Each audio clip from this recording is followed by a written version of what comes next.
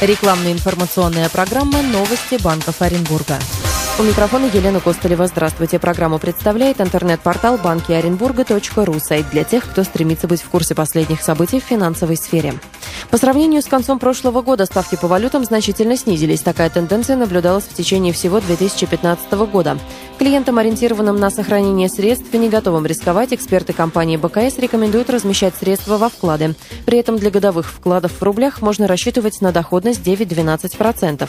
С учетом значительных колебаний курсов валют будет правильным оформить мультивалютный вклад и распределить средства между несколькими валютами.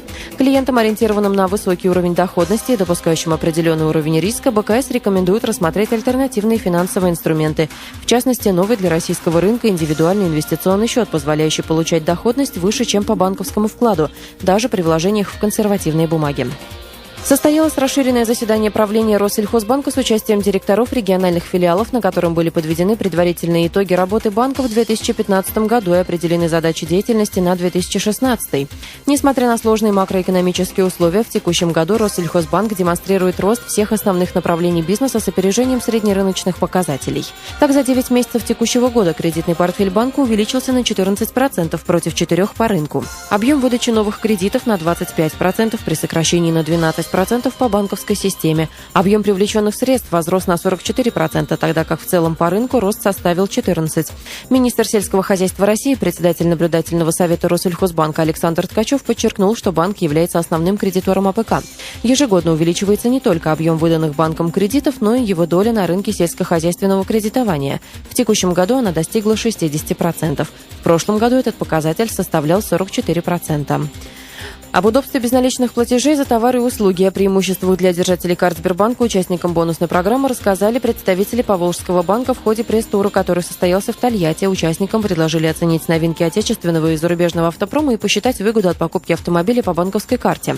Оплачивая крупные покупки наличными, клиент часто сталкивается со сложностями: поиск банкоматов для снятия денег, беспокойство об их сохранности при перевозке. Если сравнивать с оплатой по банковской карте Сбербанка, то эти проблемы просто не существуют. Кроме того, если владелец карты является участником бонусной программы «Спасибо» от Сбербанка, то ему предоставляется возможность получить минимум 0,5% от стоимости покупки на бонусный счет и уже в ближайшее время потратить бонусы, оплатив ими до 99% стоимости покупки в магазинах-партнерах программы. Безналичные платежи – это неизбежное будущее, уверена заместитель управляющего автозаводского отделения Сбербанка в Тольятти Светлана Каткова. Все чаще клиенты говорят о том, что при невозможности оплаты товаров и услуг по карте они могут отказаться от покупки в данной точке в пользу той, которая оборудована посттерминалом. Поэтому тот, кто сегодня устанавливает терминалы для безналичной оплаты товаров и услуг в своих точках, делает важный вклад в будущее своего бизнеса. Мы наблюдаем значительный рост интереса к акварингу как со стороны частных клиентов, так и со стороны предпринимателей, подчеркнула Каткова. Это все банковские новости на сегодня. Программу представил портал Банки Оренбурга, интернет-ресурс для тех, кто ищет самую свежую информацию о банках. Адреса, телефоны банков, карта банкоматов, онлайн-заявки на кредит, курсы валют и самые последние банковские новости. Адрес сайта banki-orenburga.ru.